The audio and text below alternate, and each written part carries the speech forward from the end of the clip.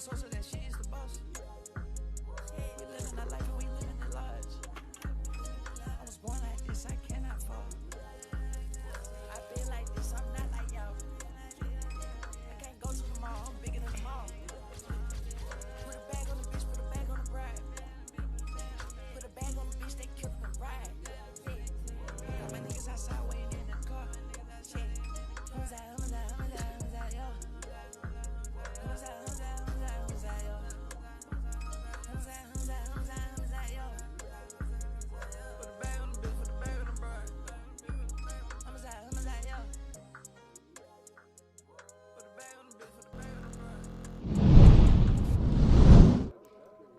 Yo, what's going on, everybody? Hopefully you guys are all having an amazing Thursday. Let me know in the chat real quick if y'all can hear me loud and clear. We're going to get started real soon. Hopefully you guys can hear me. Everything is working. Let me know. Once I get that confirmation from you guys, we'll go ahead and we will get started. I got all the boys in the Discord right now waiting to drop some extreme value for you guys. I'm super excited for this stream, man. You never really see anything like this, getting everybody together. I got some real topics I want to talk about today. And yeah, I want y'all to stick around all the way to the end. At the end, I'm going to give y'all an exclusive opportunity to actually ask questions from this entire round table panel. So yeah, without further ado, I'm going to go ahead and switch it over to the Discord, and I'm going to go ahead and introduce the panel. But first, let me get a W spam in the chat, man. Listen, I got together my roster of my most successful friends. We talking about, y'all watch my videos, you see how I'm doing. This group of friends, everybody's richer than me. Today, I am the brokest one in the room, and I'm going to be learning just alongside you guys. We're going to talk about a variety of topics such as the best ways for y'all to make money right now, what's going on with this 2022 recession and some ways to capitalize on it, and some other things as well. I also got a special guest that I'm not going to announce just yet, so I want you guys to stick around so you don't miss out on that. Of course, you guys can hear me in the background. Yeah, let's go ahead and switch it over. We'll get it in the Discord, and you guys are going to be able to see what's going on. Let me join in the VC. His ass, so. All right, boys, we're here. We're live. Hey, AK Kenzo, appreciate you not absolutely obliterating us with the Richard Mille and making us look normal. You see, we join in the call. These boys talking about watches. Kenzo got a Cullinan in the background. Like, come on now. Taking it down right now. That thing is insane, bro. Congrats on that. But yeah, guys, these are my friends. Shout out to everybody. Shout out to you guys for taking the time to come on this stream today. We got E-Man Gadget also pulling up right now. He's in Dubai time, so it's like midnight for him, but he's going to pop on as well. But yeah, let me take a moment real quick to give y'all a little introduction on everybody here. I'm going to give them the opportunity as well. First up, y'all see my boy Jad up here in the top left. Jad's like my big bro, one of the first people when I moved to Los Angeles that I connected with, and he really was alongside me throughout that journey. And now I've been able to watch this man go on to make how much in e-commerce? About 30 million plus in revenue. Bag drop. Stop playing with Jad, man. And then on the right side, we got my boy Kenzo. Me and Kenzo have become good friends, I would say, over the last year or so. We did a video together on my channel. If y'all seen it, maybe you did, maybe you didn't. Kenzo, tell them a little bit about what you do and yeah. Yeah, so well, first of all, thank you, Jordan, for having me. But I do a few different things. The main thing that I focus on is wholesale and distribution, mainly business-to-business transactions. Bridging a gap between vendors and people that retail on third-party platforms like eBay and Amazon. I started off originally selling on all these platforms, but I figured out the real money was actually, getting these big distribution deals. So that's currently where we're at right now. Yeah, and I see that new big body whip behind you. Stop playing with Kenzo, man. That's crazy. We got Luke Belmar in here as well, also known as the Acid Bender. What's up, boys? How you doing, Luke? Doing? A lot of people know you, but a lot of people don't know you. So maybe give them a little introduction to what you got going on. Yeah, I mean, I'm low-key, very much low-key in the industry. Started in e-commerce, moved my way to crypto. I was thinking about it last night. I was like, I brought most of the e-com community into crypto in 2020. Did about 22 million in e-commerce from 2018 to 2020. Made 9 million in NFTs net profit. Had an NFT project, also the co-owner of Pudgy Penguins. If you guys aren't familiar with that project, number 23 of all time. And then 40x my net worth over the last 2 years in crypto, DeFi, and the entire fucking bull run. So now coming back into the real world after the last 2 fucking crazy years. Yeah, had a crazy journey. And I learned a lot from Luke. I actually learned a lot from all these guys in here, especially my boy Sebastian, who's been killing it on YouTube lately. I'm a subscriber. I'm tuned into the videos. I'm sure you got a lot of your subs in here as well. But yeah, if they don't know you, how do you introduce yourself? How do you describe what you do? Yeah, man. I'm Sebastian, 23. Entrepreneur. I started out with ecom as well, but passion is real estate, and that's kind of what I'm trying to pursue now, and also trying to grow the personal brand as well. Yeah, So you're hard to doing a follow. great job there. Hard to follow Luke Belmar. No, So, dude. right there.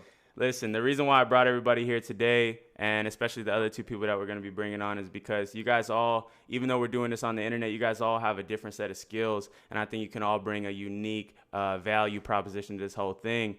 So yeah, without further ado, let's go ahead and get started. My boy Steph also joined. He was supposed to wait a little bit because he was actually one of the surprise guests, but it's all good. It's all good. Steph, if you want to say what's up, feel free. You in here now.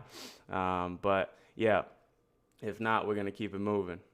By the way, shout out to everybody in the chat taking the time. We got almost 1,000 people in here. We're going to keep it going. All right, Steph not here. All right, so look, the first thing I want to do is really talk about y'all's stories. E-Man Gadget going to be here as well. Everybody asking about him. He got a lot of fans, man. Shout out to him. He on the way. Don't worry about it. He on the way. First thing I want to do, though, is really get into y'all's stories, because the stories is really crazy. Like, Jad, especially, I want to get started with you. You wasn't born in the United States. You didn't really have, like, the upbringing that would be what people would think of to build a successful business. Talk a little bit about what it took to get to where you're at today. Absolutely. So real quick, I grew up in Lebanon, Beirut, Lebanon. Lived there for 18 years. Still have family out there. Moved here when I was 18. Went to school. I came up kind of, normal household, lower income. So we didn't really not have food on the table, but I couldn't really like go buy clothes and whatever, shopped at Walmart kind of. So ended up moving to the US when I was 18 for college. Studied civil engineering, went to USC. And eventually just started working in the project engineering field for 3 years. 3 years because I had to, kind of guarantee my stay in the United States, since I was on a student visa, and then dove into ecom, man. Started learning e-commerce, working on e-commerce, just scouring the internet for ecom. Became so obsessed with it. I remember I would be in the shower, like listening to a YouTube video about ecom. And back then, I was like 2017. There wasn't much info out there on ecom, just like now. Right now, everywhere you look, there's all this ecom stuff. And funny enough, Luke, I was one of like the most active people in Evan and Steven's groups, Facebook group, e-commerce elites mastermind. Shout out to them. And yeah, man, just started really going deep into e-commerce. And March 2017 is when I started. June 2017, I had my first sale. It was $9.99, and I was so fucking happy. Yeah, that first sale hits different. Yeah. And then ended up having my first six-figure month, October 2017, and then started hitting $1 million months about March 2018. And since then, generated $30 million in revenue since, 2018. And it's been hell of a ride. Made a lot of money, lost a lot of it, made it back again. So, it's been an amazing ride, and here I am now. I have brands that generated $10 million last year, and we're on track to do another 15 this year. So that's amazing, brother. I'm proud of you, because when we first met, you was on eBay selling fake Yeezys. So, you really came a long way, That was me, bro. Left that out of the picture. That was me. I started with the fake Everybody Yeezys gotta on start eBay. somewhere. Man, started on Etsy, got shut down on Etsy for selling rings from AliExpress. Started selling fake Yeezys on eBay. I saw my first $14,000 like week, 10 days. I was like, couldn't believe that much money. I was able to make that much money in such a short time. Yeah. And Yeah, man. And then I just started going into e-commerce, and I went 20K in credit card debt because I didn't really know what the fuck I was doing. And I had to make it happen. And I had my 9 to 5, so I would wake up at 9, go to my project engineering job, work my ass off. I would do a lot of e-com in between, and then, on my lunch break after work, and then from 6 p.m. to 1 a.m., I would grind on e-com, man. Yeah. And weekends were just reserved for me building my brands and drop shipping. And slowly, I just started to get traction, and here I am. Well, look, man, you came a long way, and I know a lot of people in the chat want to talk about e-com, so we'll get into that a little bit more later. Sure. But for the meantime, let's keep it going, because really for me, one of the most inspiring things is to hear these stories. We see where y'all are at today, but to understand a little bit more about where you came from is everything. Before we do that, though, I want to give a shout out to my boy E-Man. He pulled up. What's up, my boy? Welcome to the stream. You got your mic muted right now. Just want to let you know that. They've been asking about you, though, let me tell you. So they're excited that he's back. We'll give him a second to get ready. We got a bunch of people in the chat as well. Shout out to Sebastian Escueda. Shout out to Ari Sherrison. These are also some people that I'm inspired by and I really respect in this game. We got this kid, Mikey, again, a new YouTuber on the scene. I've been following him. I see what he's doing. And yeah, we'll let E-Man do his thing. Next up, let's talk about Luke Belmar, because Luke, your story is not out there very publicly. You don't share your upbringing a lot. And when I met with Luke the first time, he told me this story and I couldn't believe it. So tell him where you were born and kind of what it took to get to where you're at right now. Hey, Jordan. Appreciate you, brother. First of all, it's a pleasure to be in this room. I took, I think, about 24 hours and did some research on everybody here. Absolute killers in their respective industries. A lot of young bucks. I'm probably on the older side. I'm in my mid-20s, so a lot of guys here in their early 20s. I came to the U.S. in 2013 with $200 in a suitcase. I come from Argentina. Even though I look American and I sound American, I'm not American. Hey, shout out Argentina. Shout out to Argentina. Shout out Leo Messi, the greatest soccer player of all time. I show speed says Cristiano Ronaldo, but we know that ain't it.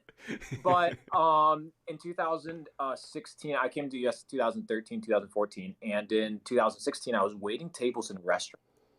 And that was my job. I started washing dishes at Buffalo Wild Wings, trying to make it to a successful entrepreneur career. I never wanted to really do university and all that nonsense, but I realized that United States was the land of opportunity. And it was the location that if you wanted to become something, it's where you wanted to go. So in 2013, end of it, almost 2014, I came to the United States with $200 in a suitcase. And I said, fuck it, I'm going to make it. And I was introduced to, and I was one of the first people to ever start Instagram giveaways back in 2015, 2016. We were giving away fucking Polaroids. Right now they're out here giving away Teslas. Crazy. Back in the day, you would gain followers from fucking giving away Polaroids. And that's how we started making my money. At the end of 2016, I was waiting tables in a Spanish restaurant. And a guy next to me showed me for the first time ever a Tesla stock, right? He showed it to me for the first time ever. I'd never seen anything like that. I'd never bought anything that had to do with the markets. I was making like $500 a week, nothing special. I was poor.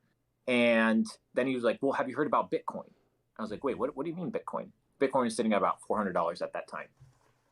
So I started buying Bitcoin in 2016. And I was buying Bitcoin at $400 to $600. Every single day, what I would do was I would get those waiting tips that you're familiar with if you've hustled in the industry, and you would get those tips every single day. Mm-hmm. What I would do is I would drive to Wells Fargo in my 2001 Buick that my grandmother had purchased for me that I had to pay back, and I would buy Bitcoin. I would go to Bitstamp.com and I would buy Bitcoin. And in 2017, I met somebody by the name of Steve Tan. If you guys are not familiar with Steve Tan, legend. He's probably one of the GOATs. I think a lot of people here have either heard of him or like the OGs like us have been either influenced by him. I'm with him right now at the Mathilde Palace in Hungary. We're doing a mastermind next week in Albania. And he's like, bro, you got to do ecom. He's like, you got to get into econ. And in 2017, I got into econ for the first time. I had my first six-figure day, 119K was in 2017.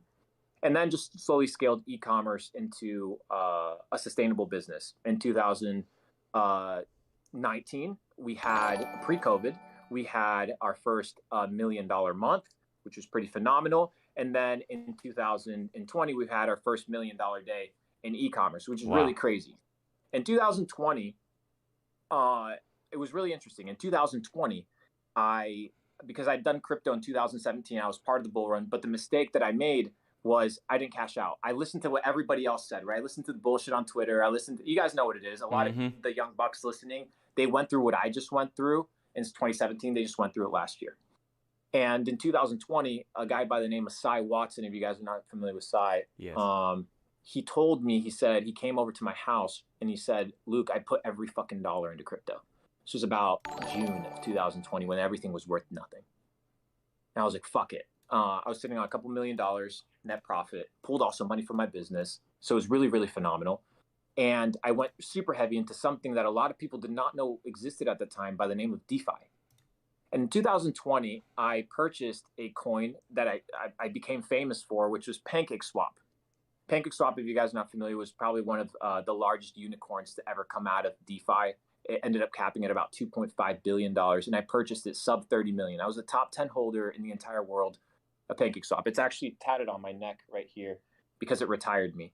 And Crazy. In 2020, I went all in on crypto. And then we launched a couple NFT projects, sold those out. You know, the classic made $4 million in 30 minutes, all that nonsense, whatever. And then we rolled over some money, bought Pudgy Penguins. So I'm one of the shareholders in that company. Phenomenal team.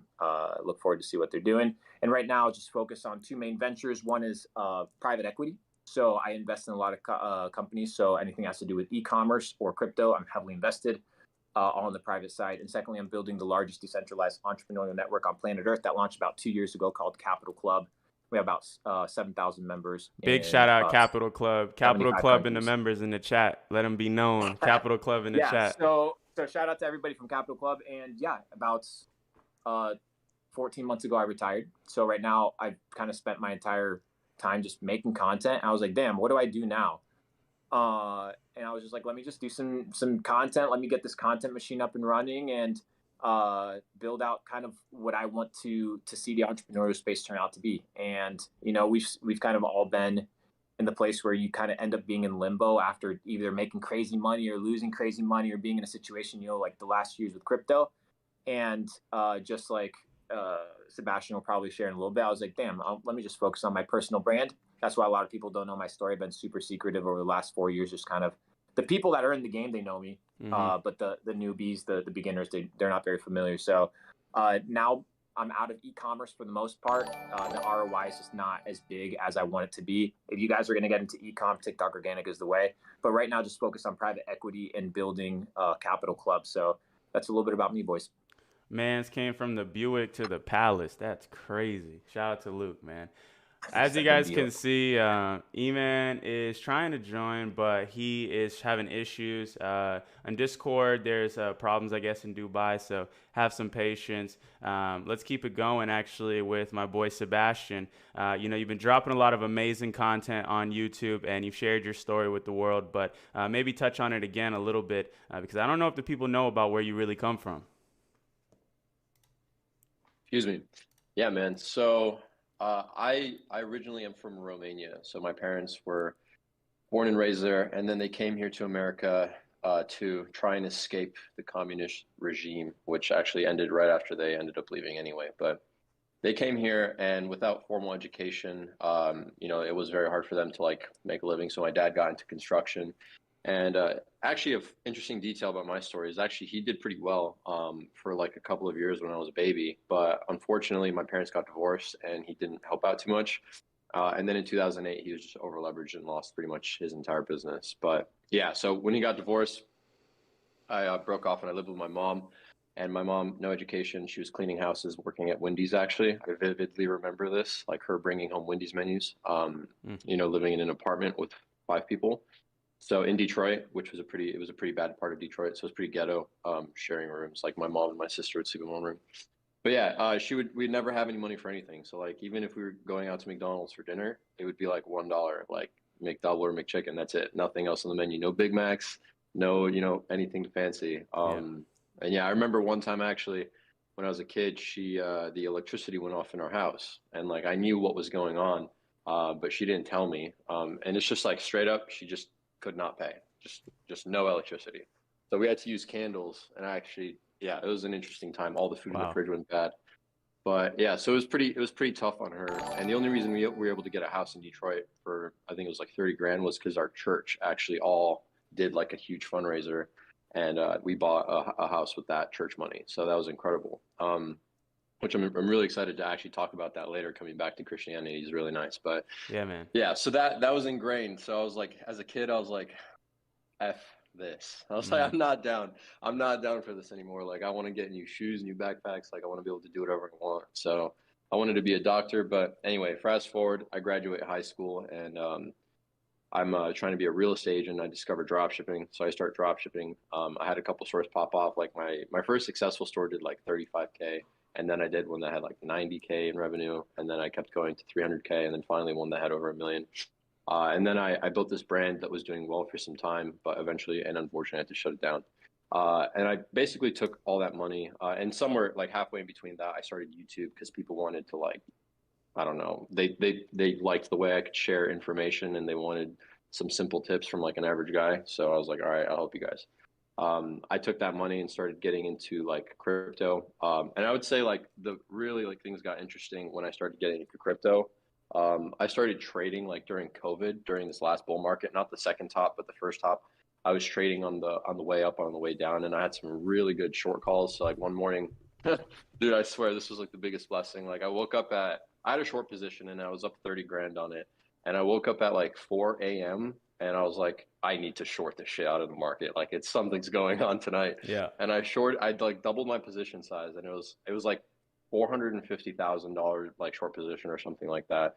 And it was like May 17th or May 7th or somewhere where it was like that huge crash that like everyone talked about, one of the biggest in the entire like crypto history. And I just watched it go from 30K, 40, 50, 60, 70, 75. And I was like, I'm done. I'm out. Crazy. It was just like all in like an hour. And I was like, God damn, this is crazy. But yeah, then I invested in some other altcoins and those popped off. And then like Luke said, I got into NFTs as well. I made like $2 million there. And then I started construction on my house. So I'm building I think it's like worth like $3 million right now. I'm probably going to go check it out after this. But Yeah, I'm it's building insane. the house. From what I've seen, that's such a beautiful looking property and project, man. I can't wait to see that come together. Yeah, it'll be sick. And if any of you ballers want a house, I can get it done. I can design it for you, help you get it all done and squared away. But yeah, getting that done, and I had my 7-figure agency, like working on my agency and stuff. But yeah, so now I'm just kind of like balancing like 3 or 4 things. But yeah, that's where I'm at now. Yeah, you really came a long way, man. I mean, I've been following along since you started posting on YouTube maybe a couple years ago. Maybe like some other people, I saw that video where you was like how I became successful in 20 days or 30 days or something like that. Yeah. And I've been tuned in ever since, bro. So it's really dope to see the progression, and appreciate you for coming on. Let's go and talk to Kenzo now. I don't know if you guys noticed, but at one point there was a Rolls Royce behind him, and it just disappeared like magic. How does that work? It's going to the shop to get a chrome delete, so Valet just picked it up out of the garage and took it down the elevator. And how old are you? I am here. Let's do. This is like the big question everyone always has asked me. Right. I don't know if if you guys will be able to see this. For those of you guys that have vertical IDs, let me put you on full screen. IDs, there you go. You guys know that I probably shouldn't be showing my. Don't dox yourself. Yeah. That vertical ID in Florida means you are a young man. Baby. So I turned 21 in December. So I'm right at the finish line. Right at the finish line to be a legal adult. But yeah, for those of you guys that don't know, my name is Kenzo. I'm 20 years old. I've been in e-com and a few other industries for a few years now, and obviously, you know, me coming in as the young guy, it's very easy to paint a picture of daddy's money and yada yada yada. And that couldn't be the farthest thing from the truth. You know, I grew up with a single mother, and, you know, I'm not going to say I had the absolute most terrible childhood because, for example, like Jad's story for me, I feel like that's a lot more heavy than mine. Like there was a point in time where I was sleeping on the floor with my mother, but it wasn't like I had to really wonder where my next meal came from. Now, with that being said, I feel like I've always been that individual that has had a sense for business, more so I give you one and I get two back.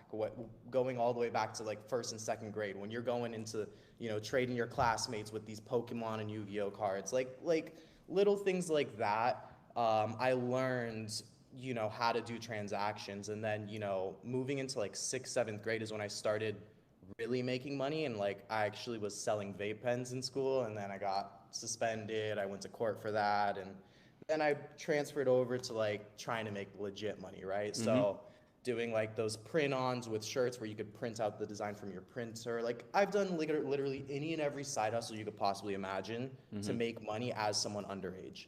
Now, my big thing was, I'd say 2017. I feel like that's when everybody really got a good grip on e-com, is when I actually hopped into selling on eBay, and I scaled that up to a point where I was able to convince my mom to allow me to drop out of high school, which I didn't technically drop out. I graduated with like a GED, but Yeah.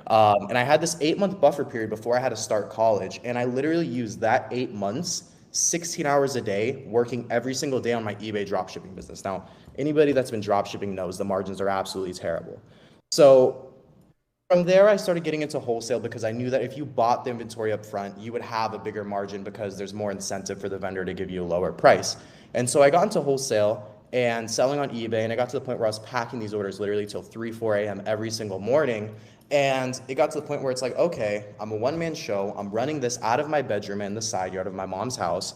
And I can't just create more hours in the day. I can't go ahead and, do more than I'm already doing. So that's when I found out that Amazon handles the physical side of the business, picking, packing, shipping your products, customer service, returns, all of that good stuff. Obviously, you still have a lot to manage yourself. But when I found that out, that just freed up so much of my time, and it was a no-brainer.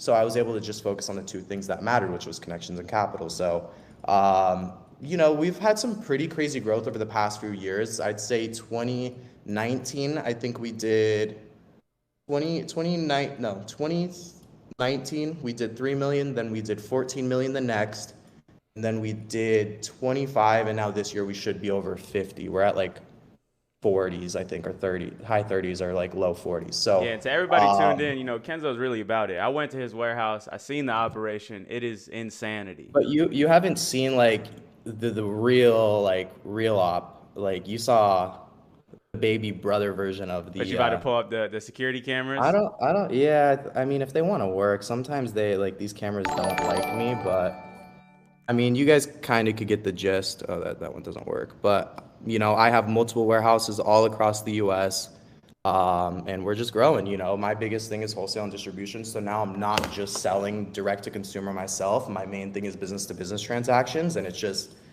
a lot better for me because there's less liability with, anybody that's sold on any third-party platform knows that they can lock up your money at any time. Even payment processors, especially you Shopify guys, you guys know how horrible that is. Yeah. So I was like, you know what, B2B transactions, wire in, wire out. That's what I signed up for. No more, them holding your money for 6 months, 8 months. And yeah, I mean, that's really where we're at. I'm thinking of making a 9-figure exit, I'd say, within the next 18 months. Hey, you could definitely do it, bro. It's a lot of people out here showing screenshots and dashboards and all this stuff, but not too many people can pull up multiple warehouse security cameras across the United States. So big shout out to you, bro. We're going to get into some other Appreciate stuff it, brother. throughout the day. But the boy Eman Gadji finally made his way into the stream. Looked like he had to jump through some hoops to get through here, but the people are happy Indeed, to I see did. you, man. How you doing? I'm good. Yes, I'm a little bit of a grandpa sometimes, so I had to figure out how to make VPN work on my desktop. I forgot worries, that. bro. I don't know if any of you guys been to Dubai, but we've got some. There's a few things. I mean, Dubai is pretty normal. I think some people have some misconceptions about Dubai. Things like you can't hold hands or it's just very strict. It's not like that at all. But you can't use WhatsApp or Discord without a VPN, so I kind of forgot that. Well, hey, we're Yeah, glad apologies, you're here, bro. guys. Thank you so much for your time. When you jumped in, we were kind of going through introducing everybody, sharing a little bit about the backstory. You also have a crazy story. We talked about it when we met up, but maybe you can give a quick run through of where you're at today. Obviously, you're here in Dubai in your apartment. Big Richard on the wrist, I see it. And, talk a little bit about what it took to get to where you're at and what you're working on right now. Okay, let's see.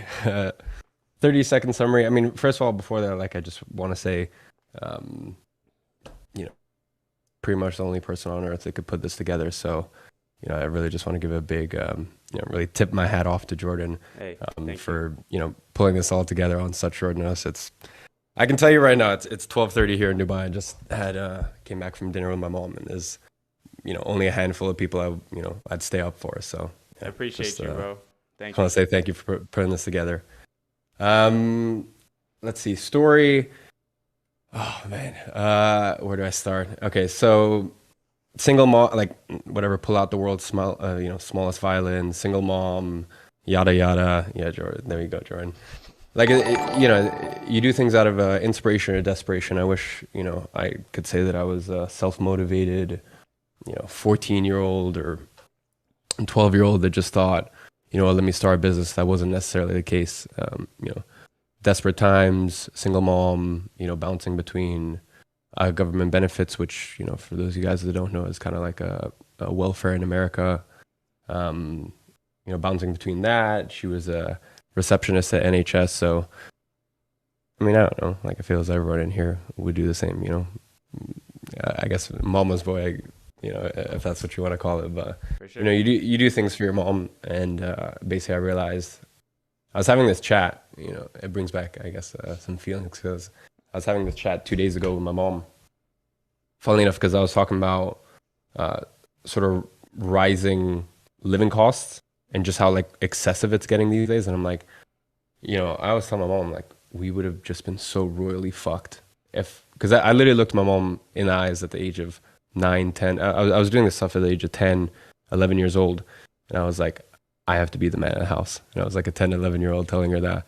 But I knew from a young age, I had to take care of us or no one else would. I am so proud of my mom to even just get to the point that she is today, which is just like alive, happy, and healthy.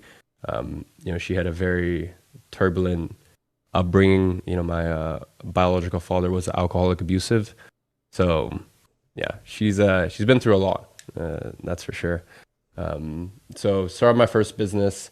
The first probably took off, that one right there. Yeah. When I was 16 years old. So that was my agency. Now, once again, I think a lot of people, might look at me or Sebastian or, Luke or Jordan, whoever it is, right, on the stream. And, you might think we're all geniuses and that we were like, okay, so we're going to make this chess move and then we're going to make this chess move. And then that's going to, relate to this next chess move. That's not the case at all. Like, you just put one foot forward in front of the other and you're like, oh, this seems like a logical next step. And then, as you get further on in your entrepreneurial journey, you can kind of start to assess, okay, maybe this isn't a good decision. Maybe this has repercussions that I'm not thinking about right now. When you first start, it really is just like, okay, this seems like a logical next step. So let me make this next step.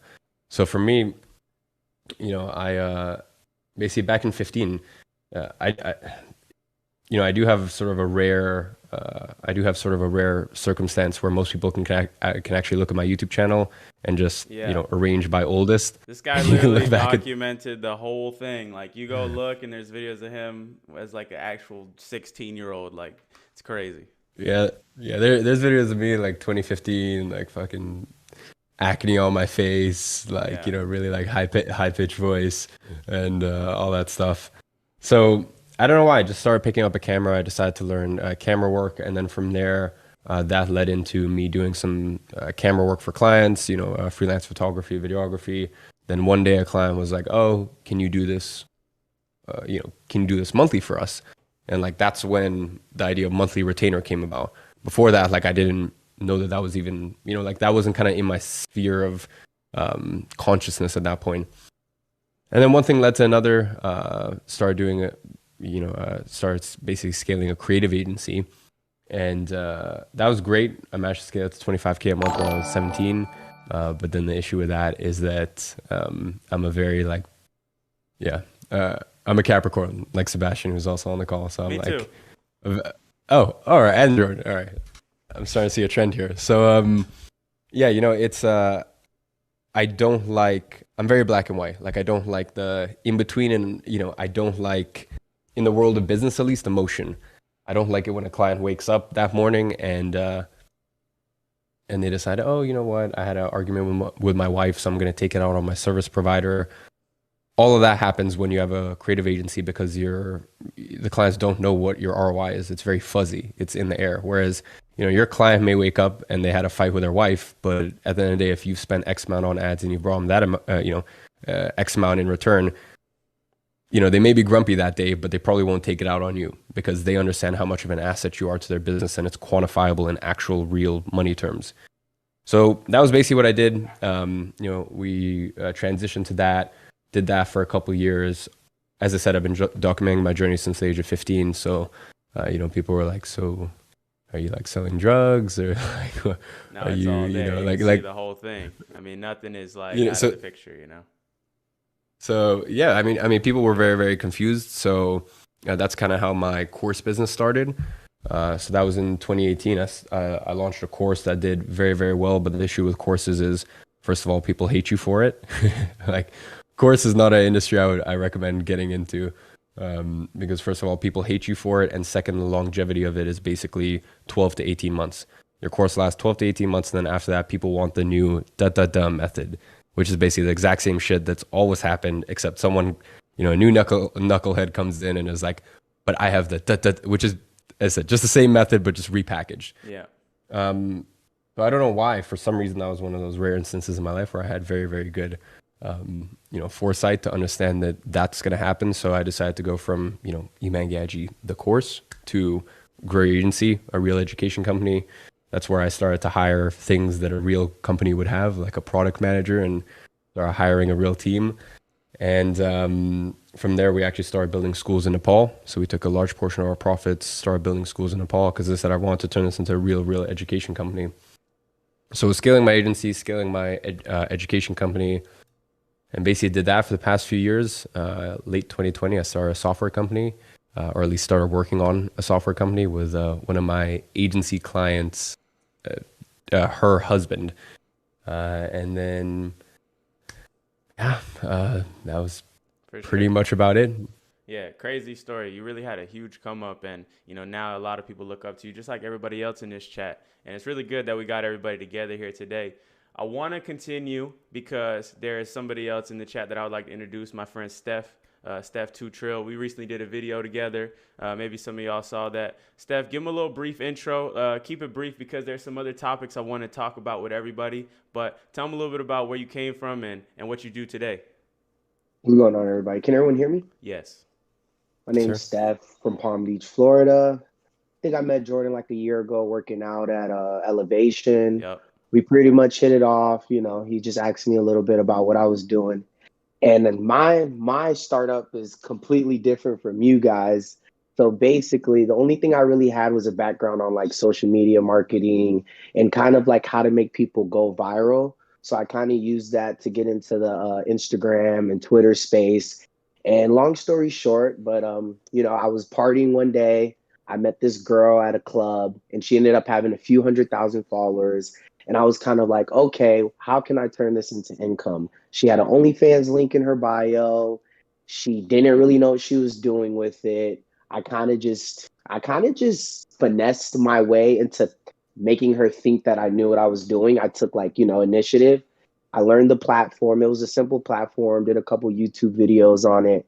And I used that one client to kind of get the next client, and then the next client and the next client. And then here we are. That was December 2019. And then here we are a few years later, 2022, September, I think June. Jordan, when did we drop that video? June or July? We did that in July, yeah. Okay, so yeah, me and Jordan met up in July. We did a little video about like the company, how it runs and the operation. And it went viral on TikTok. So shout out to Jordan for that. And within like the next 2 weeks, we got about 108 website submissions. We became number one. So on paper, we're the number one OnlyFans agency. And then in revenue, we're the fourth biggest. So we have the most models, and then we're the fourth biggest in revenue. And it kind of just, it's self-sufficient itself. I think Iman was saying about the offshore things. Some things we've done is we've built some things in Dominican Republic. We have a typing center there now. So most of our work is not US based now. It's more like offshore international people, and the income there is so much lower than ours. So our 2,000 a month we were giving to the average American is nothing, but over there that's quadruple the average income over there. For sure. So just been growing and growing, and it's nonstop. I mean, last year we did about 750 to a million in profit, and then now we're doing over a mil a month in profit. So it's growing exponentially. We're trying to expand, maybe build our own platform specifically for our own models in the future. And yeah, I mean, it's just really crazy, single mother story too, cry the river story, everything, but it's not really about, I think, where you come from. I think it's just the initiative you have going into anything you do. You know what I mean? I've never been a quitter. So whether it was basketball, making sure I touch every every line on the suicides, it's just about having that never quit mentality and just knowing that whatever you do, you're going to become number one at it. You know what I mean? Most definitely. Yeah, so Yeah, that's look, pretty much it. we got a crazy lineup of people in here, man, and now we got everybody's story. I even had one of my other boys just pop in here, Zane. I know we got a lot of people in here. It's crazy the fact of how many people we could pull together in literally like less than 24 hours. Like, big shout out to all y'all. Well, since he's here, we might as well do the Zane introduction as well, because I'm going to say it right now. Zane is my mentor, and like I learned so much from this guy. We hang out and go to the gym almost every day. Zane's got a company that's doing how much a year in revenue? We'll do in the next 12 months, we're pacing 350 million. Yeah, and that's no cap. You can go look up Better Earth right now, and you can see it all. Zane is really doing it, and I learned so much from this guy. Give him a little 60-second story, and then I want to get into some topics with y'all. I want to respect your guys' time, and I want to discuss a couple topics with everybody so we're not here all night. But Zane, tell me a little bit about your come-up story, and then we'll get into these topics. Yeah, for sure. First off, I appreciate you bringing all of us on, man. No You got a problem. really awesome YouTube channel, and I think you bring a lot of people together, and you have such an amazing message. And young people, entrepreneurs, people who aren't young necessarily, even who want to be successful, they always need people who can give them a little bit of hope and inspiration. And for me, my entire life was literally that, just like looking up to people, trying to get hope and inspiration, because no one around me really had that. So I grew up, I'm an immigrant, but I moved to the United States when I was 6 months old. Both my parents, are still together. I didn't grow up, in a single parent situation. And the one thing that both my parents had was they were really good people, really driven, worked really hard, but they didn't have any skills. They didn't speak English. They didn't go to college. They had nothing. So my dad pretty much drove taxis his entire life. My mom worked in, stores like Marshall's and whatnot in the back layaway room where she didn't have to talk to people. And my entire life was just looking up to them, seeing them work super hard. But I was always a kid that failed all my classes, got D's and F's, kind of like the typical entrepreneur story, I think. And then when I was 13, 14 years old, I grew up in a place where there was just big drug problem. It's actually the largest heroin epidemic per capita in the United States. So I just grew up around a lot of, the wrong things. Like I lived in a 500 square foot apartment where there was drug raids, heroin overdoses, et cetera. So you just kind of see all of that stuff and you're like, holy crap, like, what is this?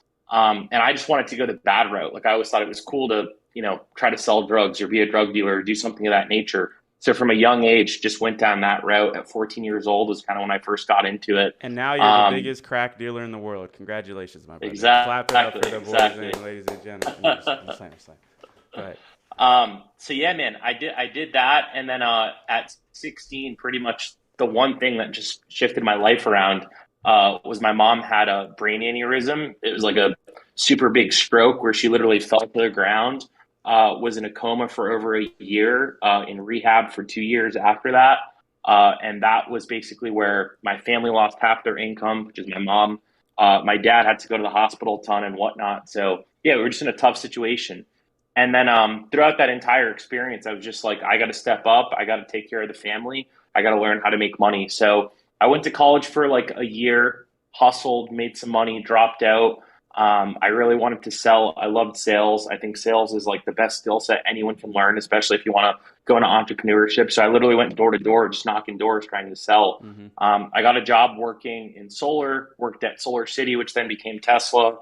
Built their largest team in the nation, got recruited to go start a company, built that company for about 3 years. Then me and the partner had some disagreements. The company was still big. It did like 70 million a year, so it was still pretty large. I ended up selling my portion of that company, went to start my own about 3 years and like 2 months ago. And here we are today. Yeah, man. Crazy story, and congrats to you for all your success. So listen, Thank boys. you, brother. I did the research and I reached out to the people, and I got a couple things that I want to hear about from everybody, and we'll keep it brief so that way we can get some feedback from everybody. Let's try not to ramble too much. We'll keep it succinct. But one of the things that I hear the most from people is they're looking for ways to make money. Obviously, we've all been there at one point in time, and I feel like everybody here is going to have a different take on this, and that's why I put y'all all together. I didn't get a bunch of e-commerce guys. I didn't get a bunch of just crypto guys. Everybody here is doing something completely different.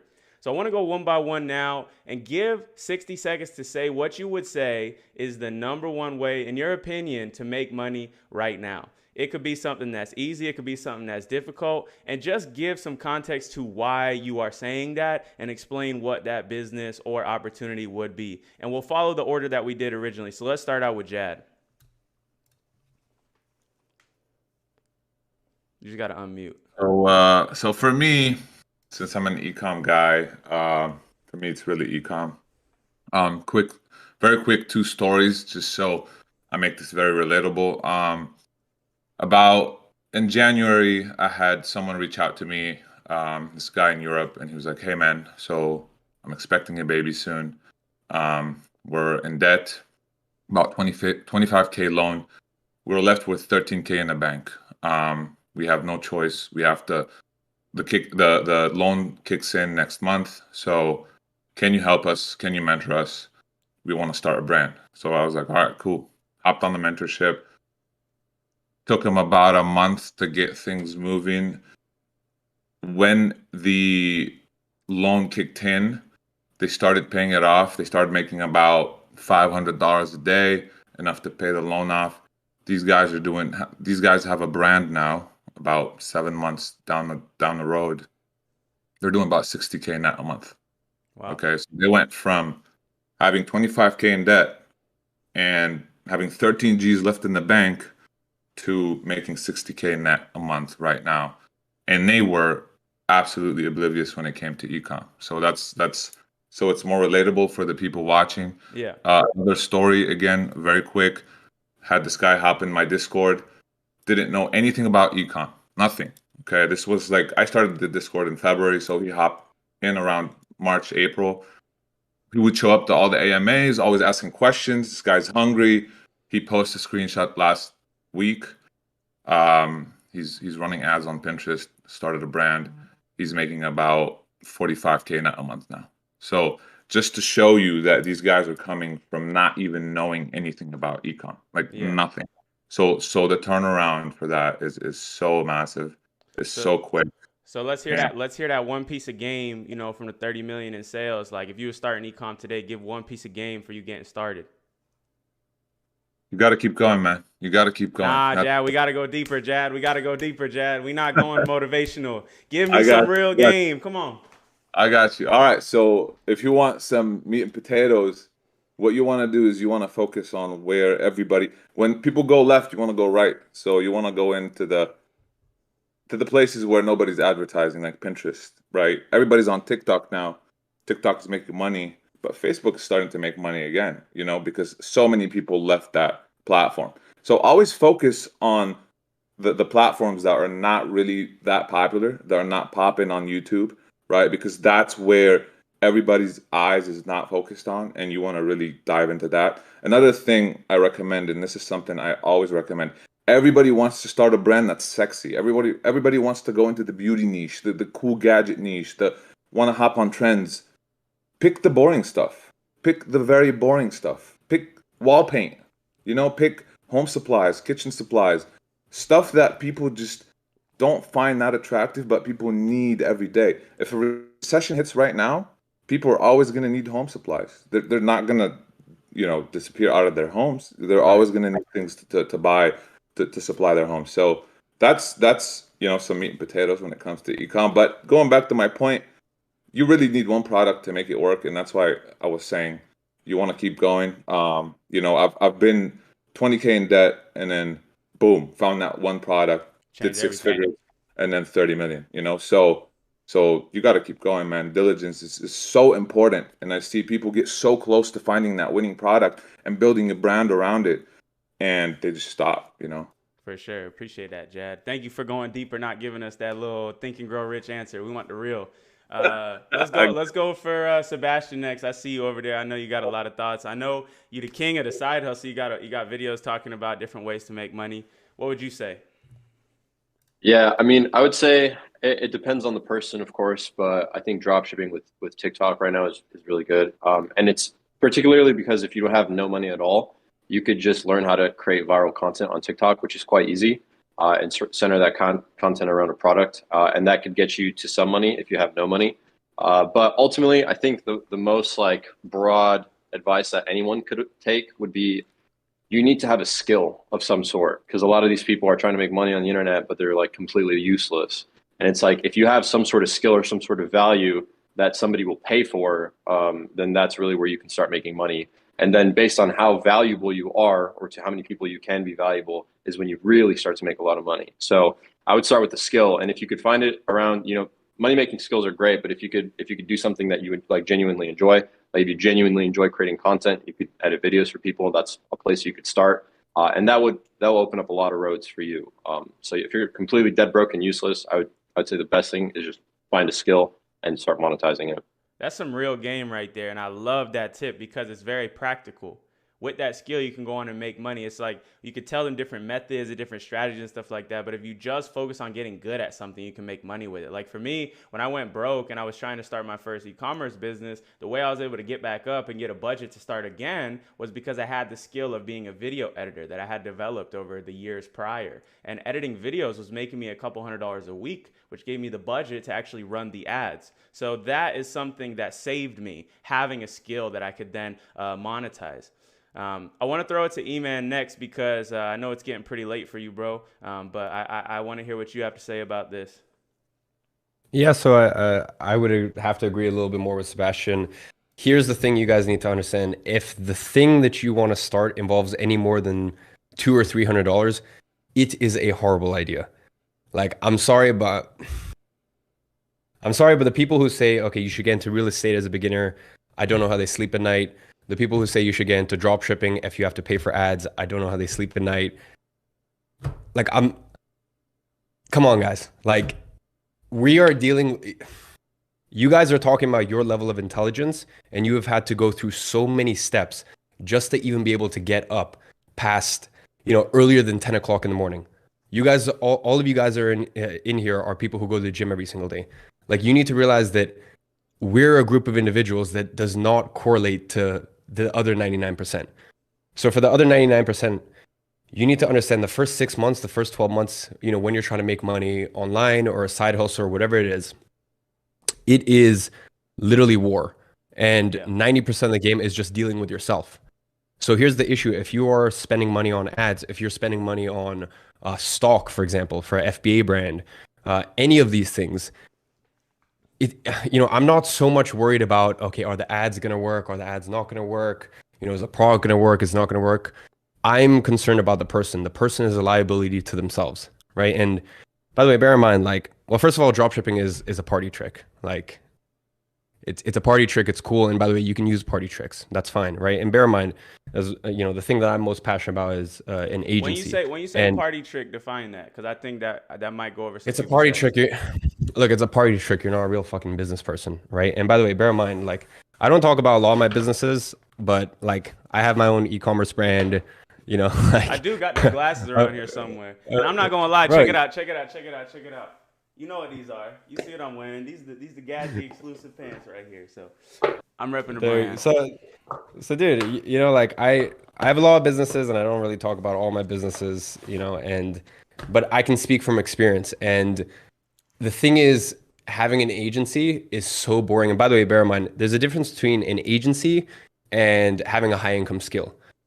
What I recommend for every single person here is not starting an agency. What high income skill and then adding some extra leverage to it. So I don't give a shit if you guys are really buff in the gym and you become a personal trainer. I genuinely believe it's a much better route to try to get to $4,000 a month as a personal trainer than try to make $50,000 a month as, you know, doing e-commerce, but then you have to actually risk 5 to 8,000. Like, always go for the safe thing. You know, as I said, like, it sounds terrible, but the people starting businesses right now, they're liabilities to themselves. They are their worst enemy. When you say you say safe, you talking really about not having a lot of overhead and expenses. I'm talking if you are starting a business or you want to start a side hustle, and Skillshare is the only Skillshare and Adobe Creative Cloud, you know, $15 a month for Skillshare and $40 a month for Adobe Creative Cloud. These are your only two expenses, and you have $55 a month in expenses, and that's your expenses for the next 6 months. And for the next 6 months, if you don't get a single fucking client, it's not an issue. That, to me, that is the business you should start, right? Because when you're first starting, it's not about what you know. Bear in mind, like, we all have access to this exact same YouTube videos. Why do some people take the exact same knowledge and run with it, and then some people can't even fucking get out of bed in the morning? Right. It's like you basically, it's like bowling with like the guardrails up, right? Eventually you can take those guardrails off. But when you first start, you have to have those things on because, you know, you're going to be knocking all around the place and you don't want to go in the gutters. So yeah, for me, look, the thing that I'm most passionate about is agency. I actually don't even recommend people start an agency, right? Like that, put that to the side. Basically all an agency is just taking whatever you're doing. Let's say, for example, you know, there's a lot of NFT projects out there. I know I have an NFT project, right? And, you know, you spend a lot of money on Discord moderators. So let's say at first you become a Discord moderator. It's a measly extra $1,200 a month, but at least it's some extra side income and it's pretty much guaranteed. Let's say, you know, you're a fucking dweeb and you spend 12 hours a day on Discord as is, you know, because you're a little fucking gamer nerd and stuff like that. Cool, each their own, right? Chill out. Don't diss the gamers in the chat. Come on now, you can't do it. Sorry, bro. I love messing with gamers. They get so pressed. You know what it is? I don't actually judge any people. It's just the people who have the most like intense reaction to things. I like pressing a little harder because I'm like, why are you so pressed? Anyways, like the long story short, right? So let's say you become a Discord moderator. Then if you start to become a little entrepreneurial minded, then you go, hey, I know another, you know, I have 5 other friends that are also fucking nerds and live at home in their mom's basement and they don't make any money. So they'd like to pay for their Chipotle addiction. So why don't I just get all my homeboys? I'll pay them $500 a month because they're already spending fucking time on Discord anyways. And then I'm going to charge the clients X amount on top. And that's what turns into an agency. I don't recommend that you guys come in and think, oh, agency. Basically, agency, all agency is just taking whatever you're doing and adding leverage to it, right? So just put that to the side. At first, just figure out what is some sort of value that I can provide to a business or a person. Just figure what that out, you know, figure out what that is. And everyone has predispositions. I always say, like, you shouldn't, and, you know, everyone's going to be like, you know, common self-help advice is you should find what you're passionate about and this and that. I don't believe that. I think you need to look at your situation and you need to go, what is your competitive advantage? And I think that even at the highest level of entrepreneurship, it's all about figuring out what's your competitive advantage. So, you know, look at your skill set right now. Is there something you've been doing for a while that you could actually sell as a service to someone? You know, as I said, maybe you're super buff and you can start selling some personal training services. You know, maybe you're really good at chess and you can start coaching online. You know, so to bring it back to the main question at hand in terms of the opportunity you see is to focus on what you actually have as a skill set inside and think, how can you use that to provide value to other people without having to run ads and without having to have expenses? What the point is, you need to start a business that has maximum $200 at a max a month in expenses. And the best way to do that is a service-based business. Or, for example, I know something that I think Seb talks about, and I know Scott Hilsey talks about, you know, drop shipping, but you do it all with organic TikTok. So the point is, as long as it falls under that requirement of you're spending less than $200 a month, then whatever, you have my blessing, go for it. I think this is a good time to bring my boy Zane in here because, you know, Zane has a lot of people working for him right now, and they might not necessarily be entrepreneurs, but they're making, you know, 6 figures a year sometimes, 5 figures a month, and like they're not having a business. What can you say to that? Because you've seen a lot of people go from nothing to making their first money. So it goes to that question of what's the best way for somebody to start making money right now? Yeah, I mean, I always get that question and I always try to give the same answer because I just think it's so true as sales.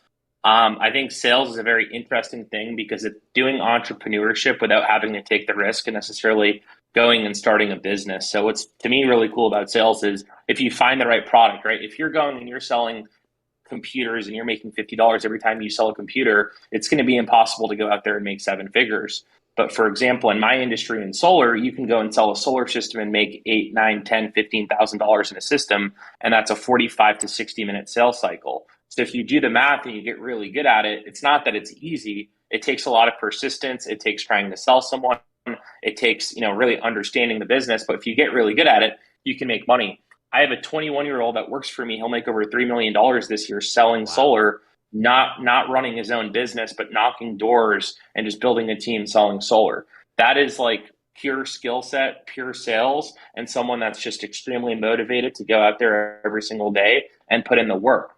Now, I always get tons of people that come up to me and they're like, but I want to be a CEO. I want to run my own business. That's completely fine.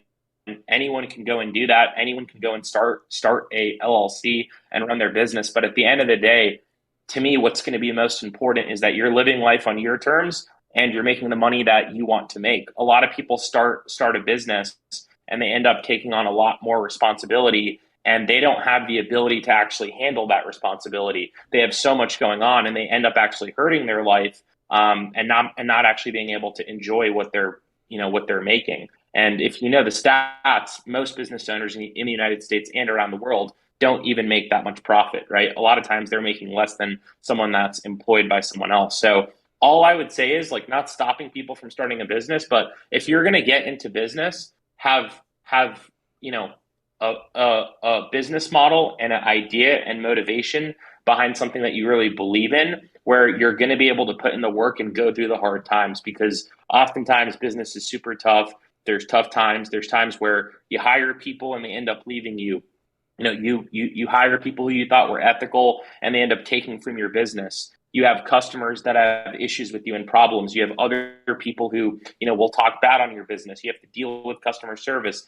You have to deal with payroll. There's just all these responsibilities. So if you're going to take that on, really fucking love it, like make it your thing and go all into it and preach that and make that your life. For me personally, I'm not someone that just wants to make a certain amount of money, live a certain life and be comfortable and enjoy. It's just not my personal thing. For a lot of people, like, that's their thing. For me, business is a game. It's like a sport, and I love doing it every single day. It's, every time I have a struggle, every time I have something that goes on, every time a competitor is going against me, I look at that as a game, and it's just something that's fun for me, and it provides me a sense of fulfillment and purpose. But if that's not what lights you up, if that's not what gets you excited, and you purely want to live a good lifestyle and make a lot of money, I think you should go out there and find something to sell that you really like. Yeah, I like that perspective, and that's why I wanted to ask you, because I figured you would bring something new. Everybody is saying you got to start a business to make money, but I like what you're saying there.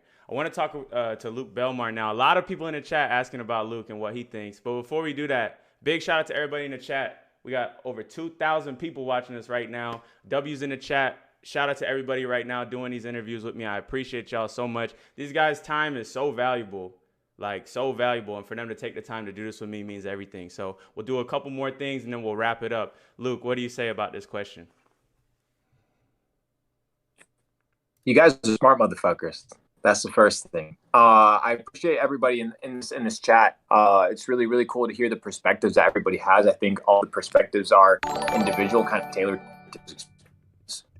I would say the first thing to take into consideration is understanding what money is. Like, most people are out here trying to get money. They don't even know what money is.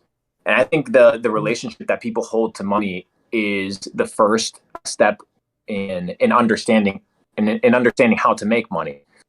I would say most people don't know what money is, where it comes from, how it's made, who makes it, what's the money policy around the world. And therefore, they end up in a situation where they have a bad relationship with money. I think everybody in this chat has some sort of understanding of how money works in some way, shape, or form that has allowed them to break free from what we now know kind of like nature. So the coin was minted in 700 BC somewhere in Asia. And that's kind of how this idea of the current financial system started. Now, my favorite quote when it comes to kind of the question that you're asking, Jordan, it comes from Elon Musk. And Elon says that you get paid in direct proportion to the difficulty of the problems that you solve. So if you solve big problems, you're going to get paid big bucks. If you solve little problems, you're going to get paid little bucks, right? That's why if you have the ability to put somebody on Mars, you'll get paid big bucks. If you have the ability to flip burgers, and that's the ability in the range of your skill set, right? Because it all comes down to your ability to provide value in the marketplace. You'll get paid in proportion to the difficulty of the problems that you solve. Now, there are exceptions to this rule, right? For example, we talk about like Bored Ape Yacht Club. I was going through everybody's profiles here over the last 24 hours because I saw who was speaking, and Jordan invited me, and you know, I was buying Bored Apes at 4 ETH way back fucking when. And what I bought 5 of them. I sold one to my boy Luca. Sold to him fucking cheap. And I realized that there's exceptions to this rule, right? Because you get paid in proportion to the difficulty of the problems that you solve. I think to Iman's point, I think he has a great point when it comes to drop shipping, right? This idea that for most people it is a gimmick. It's not a gimmick to the person like Steve Tan, who does $100 million a year because he owns warehouses, he owns manufacturing companies, he makes the plastic himself, he makes the molds, he does all the crazy shit. But for the average person starting, you have to understand that the players against you have been in the space for a really fucking long time, and it can be extremely difficult. Now, the value that dropshipping provides per se, let's say you got a dropshipping product, is questionable. So I think that dropshipping isn't what it used to be 2015, 2016, 2017, where we were doing it. I think it's shifted intensely. The second thing I would say to that point, I forget who mentioned the idea of like what type, I think it was Jad mentioned the idea of what products you should sell based on niche. And I agree with you as well, brother, because in 2020, when everybody was trying to fight Facebook and find black or gray hat methods to get around, hand sanitizers and masks, because those things were banned. Remember, you guys saw it was like banned on Amazon. It was banned everywhere, right? Kenzo, was that shit banned on Amazon? I lost so much money. They said I was price gouging on everything, and it's like, no, my cost just went up. But yes, I got screwed so bad. Yeah. So my strategy to that one was, okay, people are massively focused on protection. They're massively focused on health. They're massively focused on germs, viruses, all this stuff that was kind of propagated through the mainstream media. I was like, well, people also like their pets. So let me sell cleaning products to pets, right? And that was my niche. And I had the 4th biggest Facebook ad of all time. We had to think about 250,000 likes on the post. I wish I had like a bomb sound effect. I wish I could be like. Do you guys want me to give you guys some sauce? Let me give you guys some sauce, because I know there's a lot of people that do ecom here, and even though it's more difficult, we're talking about how to make money. Like, what's the best way to make money? I'll fucking tell you guys how to make money in 2022 Q3 going into it. How you guys can make a couple $100K and then pivot that into other businesses. Let's do it. Now you're not going to do so. You're not going to be out here doing solar and building a $300 million business overnight, right? I think that takes massive amounts of effort, and I look forward to picking your brain as well. And I think that's phenomenal. I used to do door-to-door sales as well. I would say TikTok organic is a massive, massive move. TikTok organic, especially if you're running through, an e-com store, things of this nature, you could get 2-3 pages on TikTok up and running instantly, post content, and have a winning product. And the reason I know this is because I've tested it and I've done it myself. It's multiple stores. I think we did one store. It was a survival product, and we did 1.7 million in 30 days. Net profit was about 450K because our products were quite expensive, and we did purely TikTok organic, right? It was purely TikTok organic, and I know that this still works because we did it in January. So I know that it's still a plausible methodology if you don't have a lot of money, but it requires effort.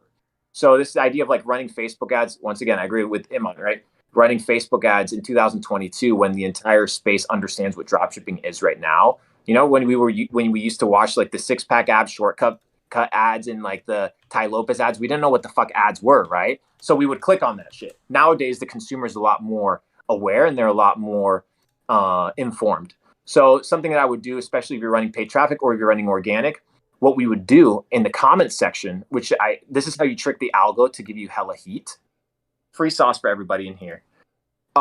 You want to create conversations in your comment section. You want your comment section to become a thread of conversation between the community, because Facebook, Instagram, TikTok, they don't necessarily read the comments, but they look at the engagement. The engagement will drive lower CPMs. The engagement will drive higher quality traffic, and the engagement will ultimately lead to virality. So what we did is we would have our cleaning product. I'll talk about this COVID one. We had this dog cleaning product. And what we would do is we would create these profiles and post a picture of a dog. And we would have all the women, we would have all the dudes post their dog. We'd ask people like, how everybody in the comment section is like, oh, that's cool. Give you a coupon, 50% off. They don't use their fucking brains. They're not building community. They don't understand that advertising, right? Advertising is your ability to get in front of the customer. It's not necessarily to sell them. And the comment section, we do it all the time, whether it's a restaurant, whether it's a car, whatever it is, we always look at the reviews, whether it's a country. But why do you also look at the reviews in the dropshipping products or the e-commerce products that you sell? The first place you look is the comment section. So if you have the ability to control the comment section and tailor it to your will, you're going to be a fucking killer. So what we did is we would be like, we went crazy on this. It was a fucking dog product, and we would have everybody post the photo of their dog. And then we went super crazy. We're like, what if we go really intense and actually start like pushing people's buttons? So we started talking politics in the comment section. Mind you, this is a dog product.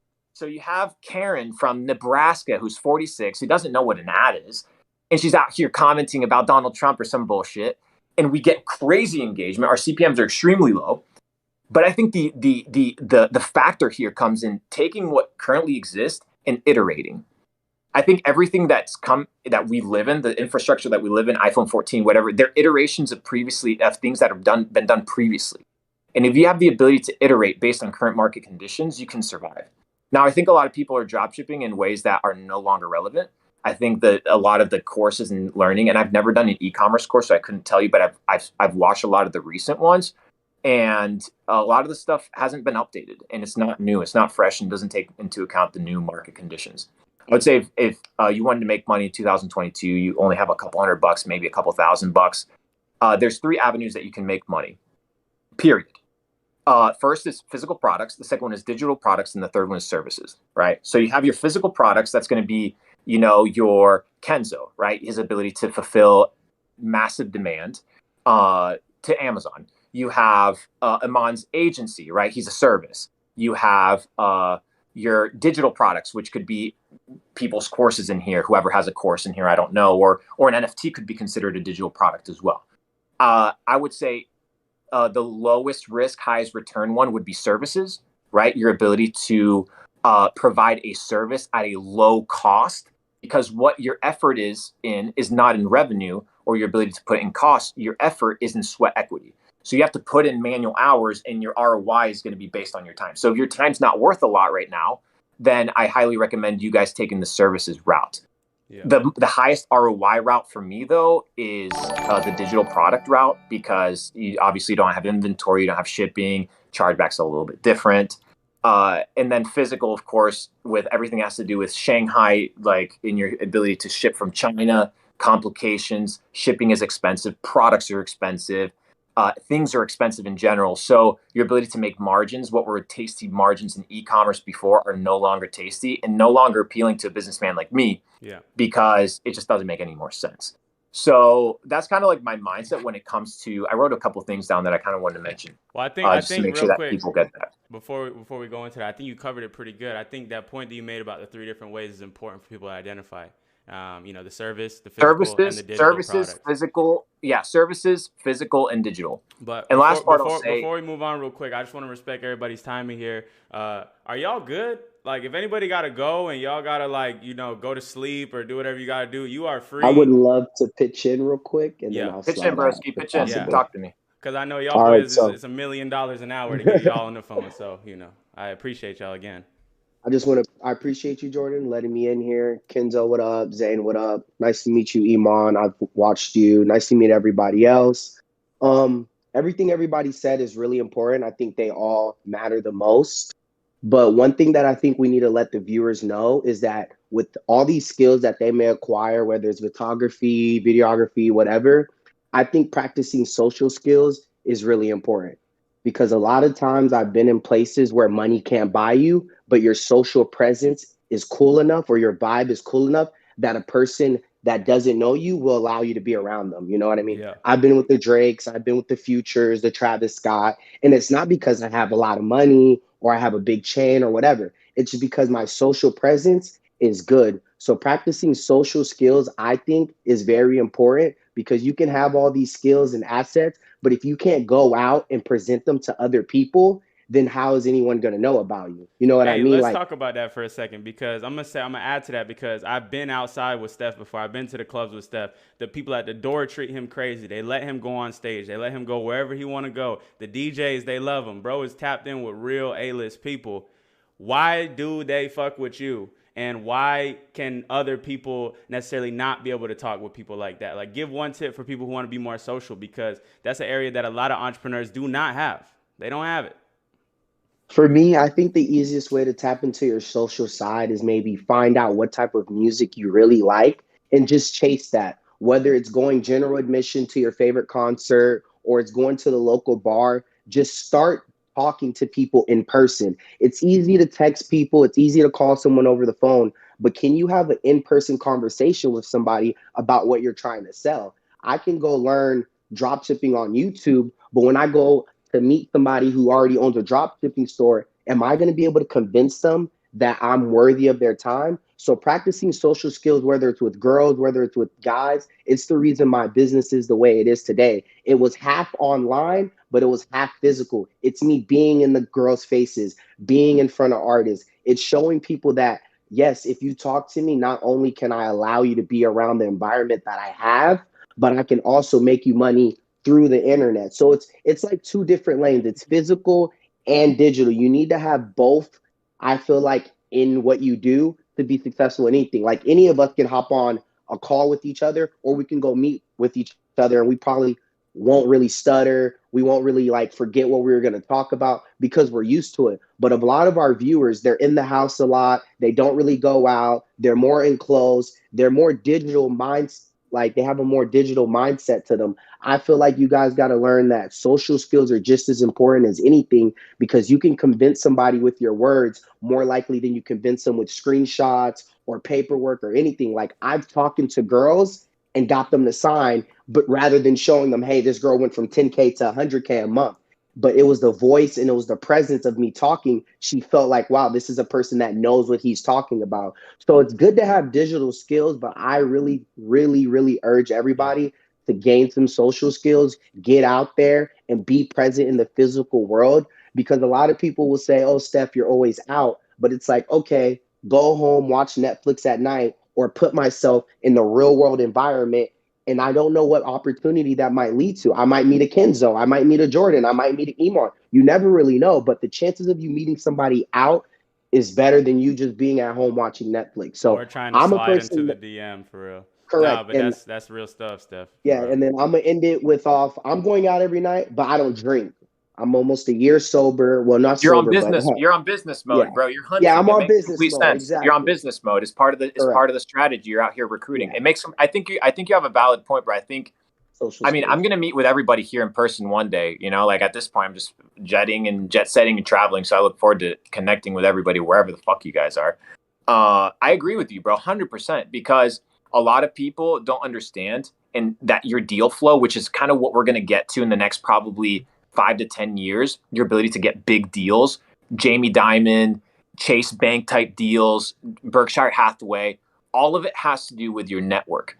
And something that I've learned is it's not about who knows you, it's about who likes you, right? And that's where you get the big deals. It's not about who you know, it's not about who knows you, it's about who likes you. So I want to get a fucking house, and I'm gonna put. So now I got Seb. I want to put solar on the house. Now I got my boy, right? So like all these things where I have the ability to build a network, and hopefully you guys give me a good price. But that's kind of like the network and the environment that you can build. So I agree with you, bro. I agree with you 100%. That's where you get finesse. But you want to get the OTC deals in crypto over the counter where you get all the fucking projects cheap. You want to get all the insider information. That's how people make money, bro. You think out here these fucking politicians have $100 million net worth serving the people? Get real.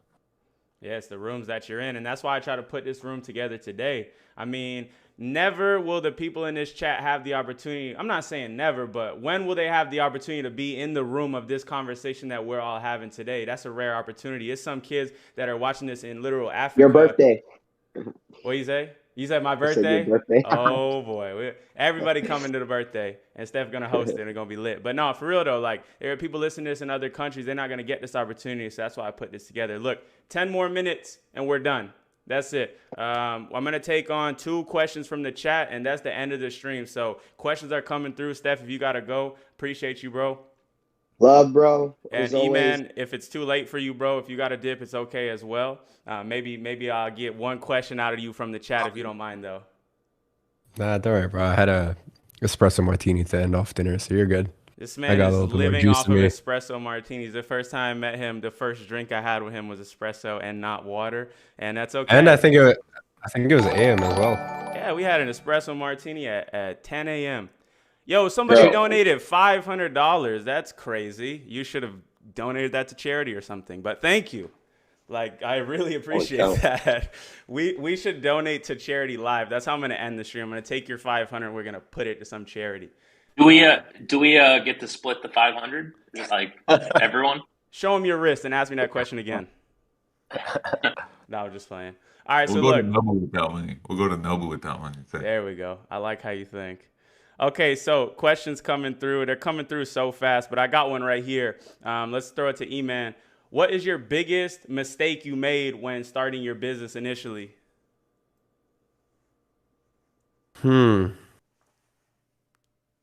Biggest mistake. We don't talk about the mistakes enough. We talk about, oh, this happened and this worked and then this worked and then this worked. But I think the mistakes is where people might be able to learn more.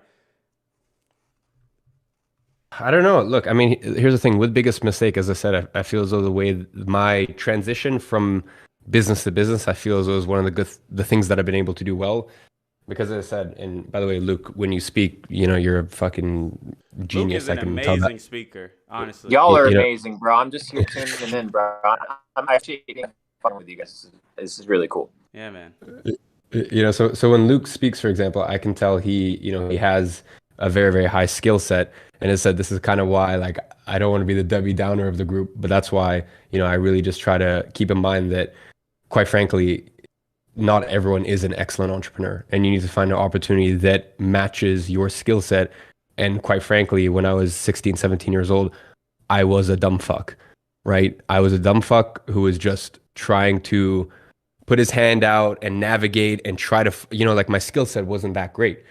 I did have some advantages going my way. I had been reading for a while, meditating for a while, but I guess when it comes to mistakes, as I said, it's hard for me to say because I feel as though my going from one business to the other and just knowing when the right time was, even for example, launching my software company, which is the main focus right now, it's such a difficult business, which is why I waited so long, even though I could have done it before. So I guess going back to 2017, dude, I'd say the biggest thing is probably just like thinking that you're going to get an answer that you don't already have. And you never are. Like, that's the thing.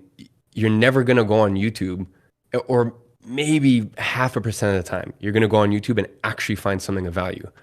And I'd say my biggest mistake is, actually, here's what I'd say. I'd say my biggest mistake when I first started my business was looking at people who had had success and thinking that their success correlated directly to knowing the right thing to do. And most of the time, that's not the case.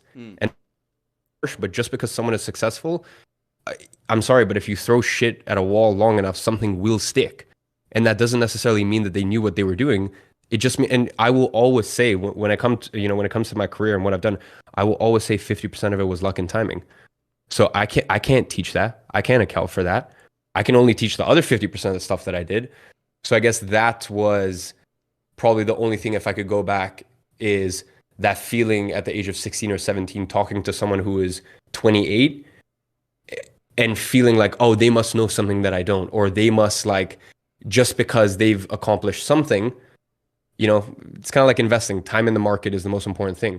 Time in entrepreneurship as a sport is the most important thing. Mm-hmm. And the longer you have, the more of a competitive advantage you have.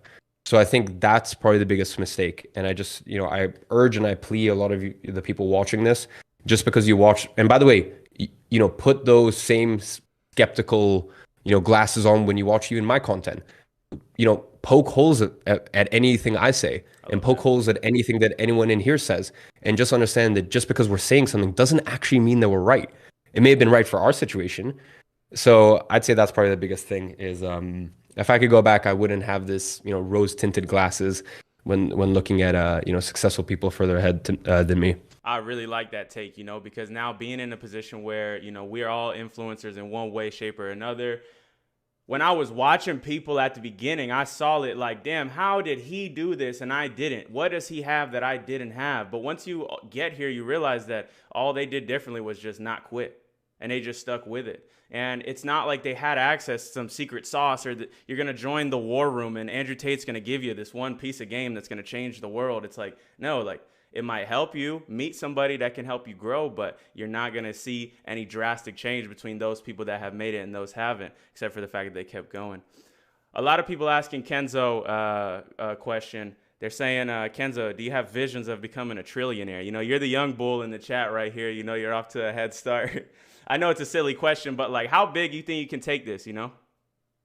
I mean, in reality, that's something that I've kind of been struggling with as myself to figure out, because the biggest complication and the biggest like fight I've been having with myself is when is the right time to exit, and Zane's probably in the same position. Like Zane could probably cash out multiple 9 figures, if not 10 figures of his company and walk away. But what do you think Better Earth is worth right now, Zane? Like, just throw out a number. I mean, just in my industry, what companies sell for is 2x revenue, so 500 to 600 mil. Crazy. So yeah, I mean, it's just for me, like, I'm not gonna lie, when I originally started entrepreneurship, I did it because like I saw people driving Lamborghinis and private jets and like all this shit was foreign to me, and I'm like, you know what, like that's the kind of life I want to live. And you know, obviously that's like why I started, and the reasoning has changed, you know, along the way of, you know, helping my family out and yada, yada, yada. But for me, I wouldn't say trillionaire. I mean, like Elon Musk isn't even a trillionaire yet, is he? Nah, it was just like a question I thought was funny, but it made me think like how big can you go with this, you know? I mean, I have no doubt that I could get the company to $1 billion in revenue per annum within the next 24 to 36 months, 110%. Now the biggest thing is as you grow bigger and bigger, to be honest, you do see your margins actually get cut because you're pushing more and more volume and it's supposed to make up for it. So I'm not 100% sure. I wouldn't say trillionaire status. Like I'd say if I have a few B's, you know, by the time I'm 35, I'll be chilling. And you know, I do just it. Don't forget about your boy. Don't forget about your boy when you get there. That's all I thoroughly enjoy, just like Zane, like waking up every morning and like, hey, I'm gonna go ahead. I'm gonna, you know, check in with the team. I'm gonna underwrite these deals. I'm gonna, you know, do whatever I need to do. And that's just how I live my life. You know, like you guys could invite me to Ibiza tomorrow, and yeah, maybe it might be fun and I might go. But like, I thoroughly enjoy sitting down on my computer, or, you know, cracking the whip and yelling at people. And he likes Kiki instead of Ibiza. Nah, I'm good. I'm retired. This man is the king of the Miami club. But let him talk though. He's talking some real shit. But yeah, no, I'd say like at the end of the day, as long as I have enough money to the point where it's generational, I really don't care what that dollar value is. Yeah, well said. All right, I think this is the point where we can wrap up the stream. Now let's end it on this. One more time, W's in the chat, please. These men took their time out of their day to come drop game for y'all. So W's for all them in the chat. I need y'all to go crazy in the chat right now. What I want to do to end this live stream is one parting piece of game for everybody. Let's say this was the last message you had. Maybe that's too dramatic because now y'all going to overthink it. Just give one piece of game for the road, man. Listen, a lot of people watching. Some of them are y'all's fans. Some of them, this is their first time ever meeting you guys. Give one piece of game for the road. Let's start out with Sebastian G. He got a lot more game on his YouTube channel, by the way. Make sure you guys go subscribe for sure. Yeah, man. So actually, I wanted to tune in because I thought this was like a roundtable, so we were all going to kind of talk, but I realized that's going to be kind of difficult. I wanted to tune in when somebody said you're not allowed to quit, and Luke Belmar nodded his head. I'm pretty sure probably everybody nodded their heads inside their head, but you have to like actually conceptualize that. And that's the way I think about it as well, is if you do something for a long enough period of time and you keep failing and you're going towards one point and you keep failing, you're just getting closer every single time. You're only learning how to do what it is you're trying to do every single time that you fail. So don't quit is like we all have gotten that advice before. It's like, don't quit. And it's the most stereotypical, boring advice, but it's truly truly the best piece of advice that I could ever give to anyone. That's the best, because if they follow that advice, they'll be successful 100% of the time. But that's the thing is like, that's the most general piece of advice is the best piece of advice. And the thing is like when a baby walks, like it's going to fall down, it's going to get back up, and it's going to fall down and get back up. And it's the same exact concept. Like if you're in a maze, and I give this analogy, if you're in a maze and the maze doesn't change and you get put inside and you have to escape, the first time it's going to take you a long time. The second time it's going to be faster and faster and faster because you're learning the maze and you're making this. Every time you make the wrong turn, you're going to learn not to do that. And it's the same thing with business. It's the same thing with fitness. It's the same thing with anything that's hard in life. So truly, the most general, broad is the best advice that any of us could give, which is literally just don't quit. Because every time you fail, you're getting that much closer. That's real. And how do you get your hair to look that good every time you get on camera? Like, what is the... Bro, I don't do anything. I don't do anything. I was about to say, bro, the crazy thing is he actually wakes up like that. Like when we were in London, every single morning, impeccable. Bro has impeccable. Life on, bro has life on easy mode. It's insane. All right. They had a Shoulders commercial. No, that's real though, Sebastian. We appreciate you because that's some real game, bro. For real. Let's throw it to Zane. Oh, and he's drinking the sparkling water too. Stop playing. All right, let's throw it to Zane. Yeah, I mean, it's tough because I think everyone just said the best piece of advice right there is not quit. And I think everyone can agree with that. I think Iman actually said this, but it's like, if you throw it enough times at the wall, like eventually it's going to stick. And I think business is really like that. Persistence is so important. And my entire life, like I'm not a really artistic person. I wouldn't say I'm like a really creative person. I've never been good at that. But what I've been good at is literally like taking a hammer and banging it against the wall and eventually breaking through. And when you want to do entrepreneurship, when you're trying to do business, when you're trying to succeed in anything you do in life, there's always going to be a lot of stuff that comes up. There's always going to be trials and tribulations. There's going to be people that stop you and you have to keep going. So I'd say my biggest piece of advice after like not quitting is not letting people affect you as you're trying to become successful and go on your journey. I remember when I was first starting, I was really young and a lot of people would tell me, saying, I think you should do this, or you should do this, or you should do this, or you should stop doing this, or you should stop saying this. There's a lot of people criticizing you. And when they criticize you, it causes you to take different actions that might not necessarily be the right actions. So everyone has an opinion when you're trying to be successful and make it happen and do something. You got to do your best to channel out all of that noise, all of that BS, and just keep doing you. Because the more successful that you get, the more noise is going to come. The more people are going to try to give you advice and tell you what to do or tell you what not to do. But oftentimes the only reason they're telling you that is because they're too scared to do it themselves. So never quit. And then that second part. Is there any filters you recommend to instill to kind of filter out that bullshit? Like, is there any filters that? I would like, just have you done it before? Like filters, like Yeah. if you have no money, don't talk to me about money. It's like stuff like that. Do you have any of those? I wouldn't say it's really a filter, but like what's really interesting is I notice the more successful people I'm around, they're not like pushing advice on me. I'm actually way more curious and I'm getting advice out of them. I often notice the people that try to give me advice like over and over and over again are usually the people that don't have it figured out. Like if they're just like trying to give me advice openly and they're going and they're telling me what to do and they're telling me what I'm doing wrong, I'm always like a little sketched out because a lot of the people that I listen to that actually, I think have a lot of influence, I'm asking them information left and right and I'm trying to get it out of them.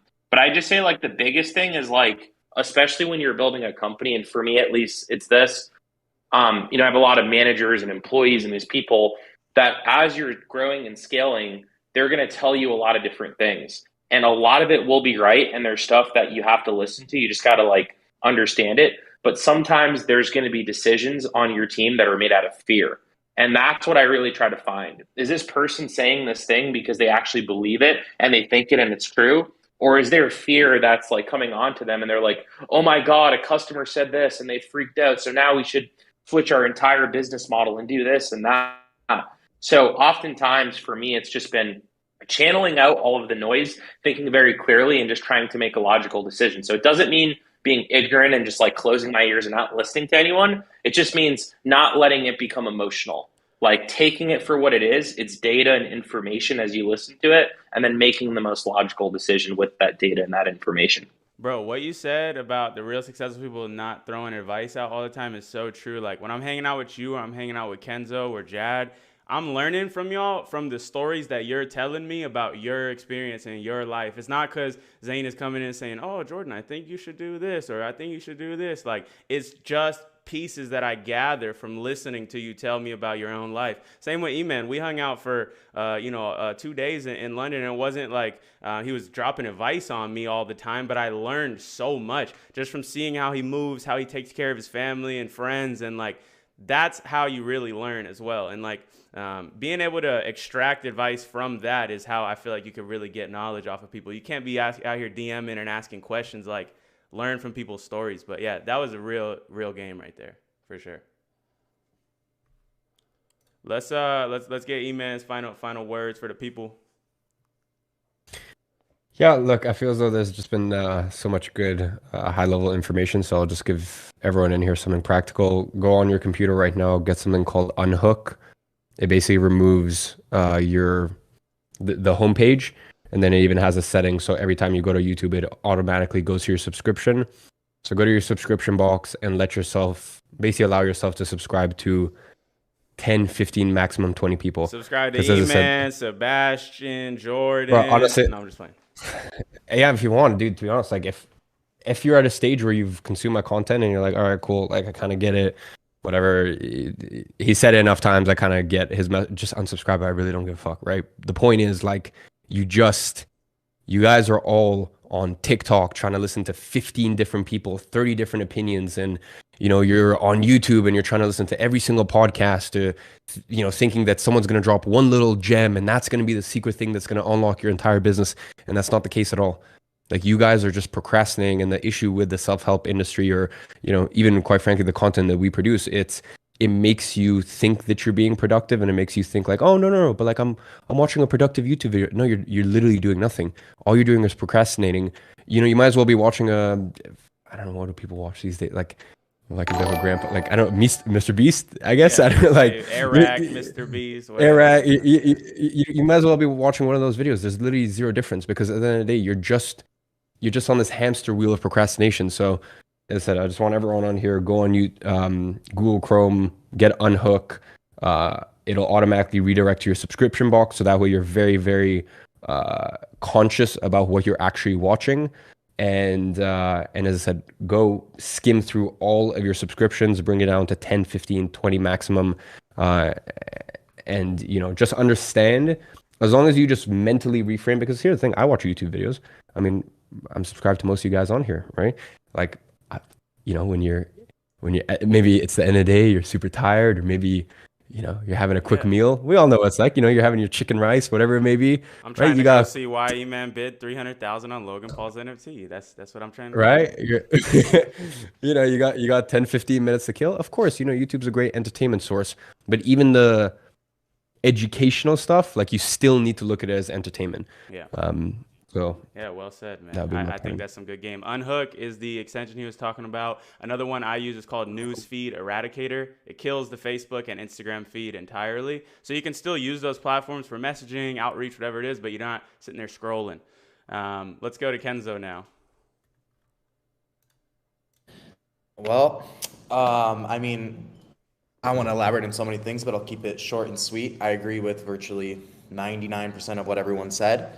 For me, the biggest thing is you have to be very practical about your situation, right?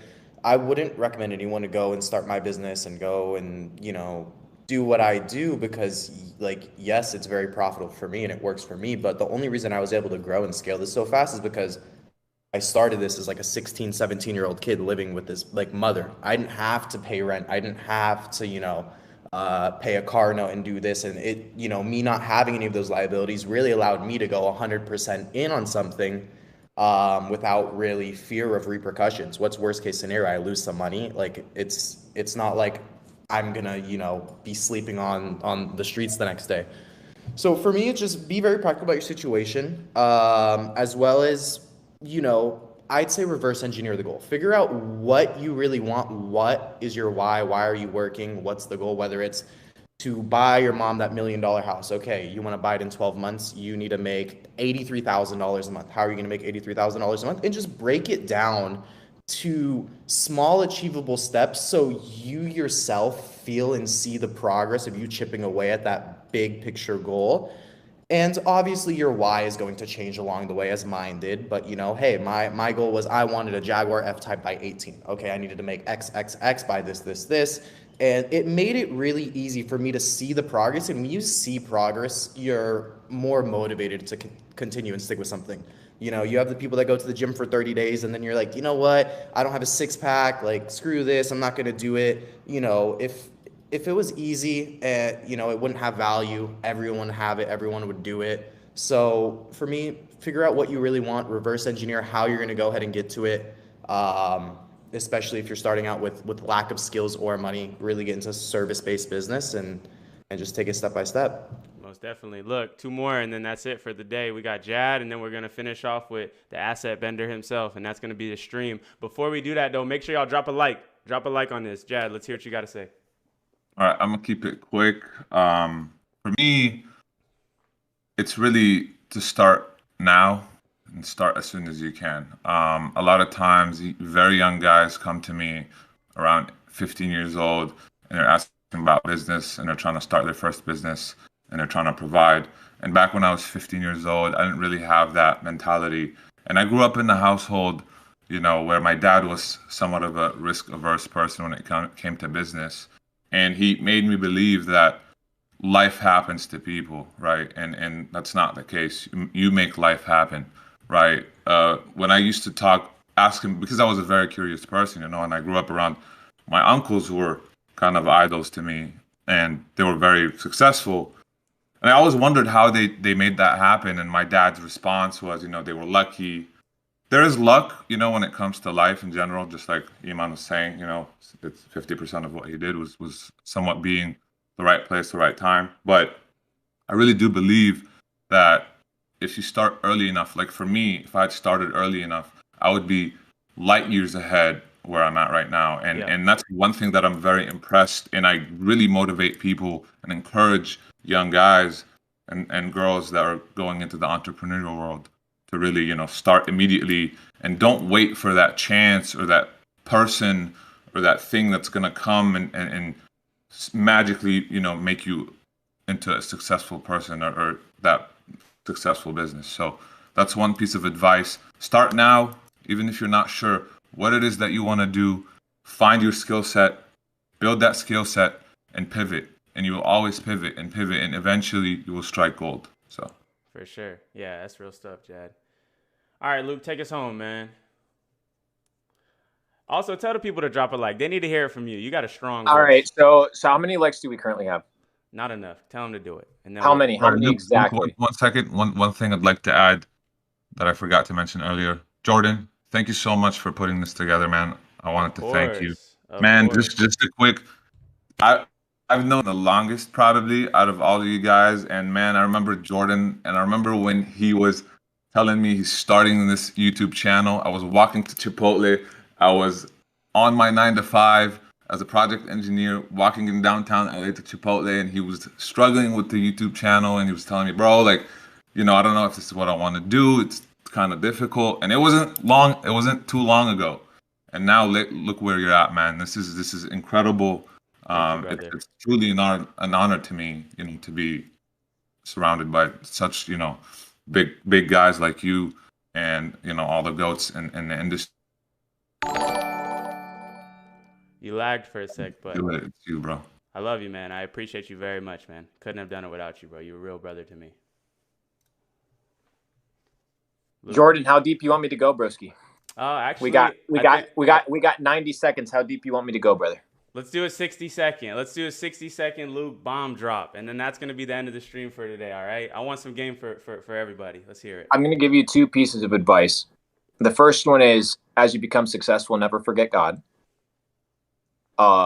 You will be tempted to forget your first love, the one that put you where you are. Never forget. Whether you believe in God or not, do your research, do your study. It's very fucking real. And then the second thing is study Newton's third law. Newton's third law states that for every action, there's an equal and opposite reaction. And it's the principle of sowing and reaping. That for everything that you input into the world, you will output in equal proportion to that which you input.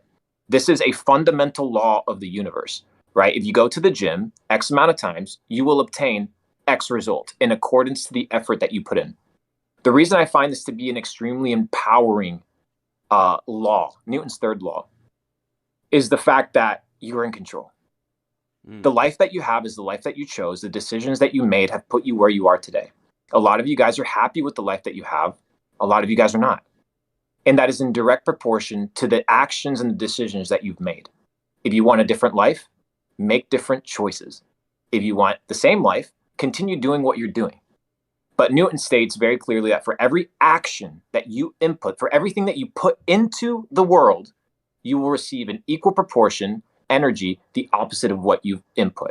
This is a fundamental law of the universe. It works with planets, it works with stars, it works even to the most basic common denominator, neutrons, electrons, protons in the nucleus. And if you can understand this principle, you will be empowered for the rest of your life, because now you're going to do one thing, and then describe it in one word, which is intentionality. You wake up not like an accident, you wake up with intention. And I think a lot of the gentlemen in the chat right here, they have something in common. They wake up with purpose. And I think a lot of individuals, you know, they feel lost. And the reason they feel lost is because they don't know where to go. They don't have a goal, they don't have a purpose, and they don't know how to obtain it.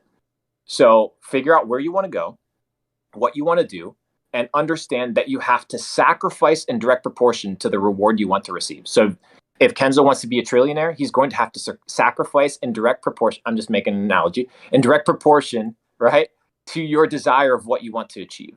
So put God first, keep God first, because he's given you everything that you have, even the breath that you have. And it's so fucking amazing. And then the second thing is truly understand that you are in control of your life. The decisions that you make, the people you hang out with, what you listen to, what you eat, what you consume, and that you will receive in direct proportion in life what you put into it. So may that be of power to you and inspiration as you move forward. Man, listen, Luke, Belmar, everybody else, my brothers in this group today, man, this was amazing. Like, this is probably my favorite thing that's ever been on my YouTube channel. Like, to have this much wisdom packed into under 2 hours, to get y'all to come on here and do this, man, I'm extremely blessed, extremely grateful to call y'all my friends and my brothers. And Luke, that was amazing, bro, as well. Like, that was very well said. I couldn't have said that boy got away with myself. Words. For real. Gordon. Hey, when are we hanging out? When should we all just meet up and do some dope shit, bro? That's what I'm trying to figure out. ASAP. ASAP. What? ASAP. Bro, let's do this again, Jordan, without the introductions and like 60-minute responses on everything, and let's just go through a bunch of topics. Well, let's see. I genuinely what the chat says about that. W, really if y'all enjoyed want to it. see that. W, if y'all want to see that in the chat, we might have to do that. I think that's a great idea, Sebastian. I think we should definitely do that. I know you got some awesome people in your circle. I know E-Man might know some amazing people we never heard of, and maybe we can make this a recurring thing, because more than just providing the value for the audience, I learned so much today. And, yeah, literally. You know, like, this was very valuable for me as a viewer. So, again, we're going to end it here. Thank you guys so much to y'all boys in the group right here. I really appreciate each and every one of you. All their social medias is going to be down below, so you can click, follow them, keep up with what they're doing. And yeah, that's it. Thank you, boys. Hey, I got to follow you guys on IG as well, so be on the lookout. Yep, same. I already followed you. Appreciate you. Have a wonderful. Hey, Jordan, appreciate you, broski. No problem. I'm going to dip out of the voice chat and say bye to my stream, but yeah, thank you guys. Lots of love, guys. Bye-bye. All right. Later. Thank you.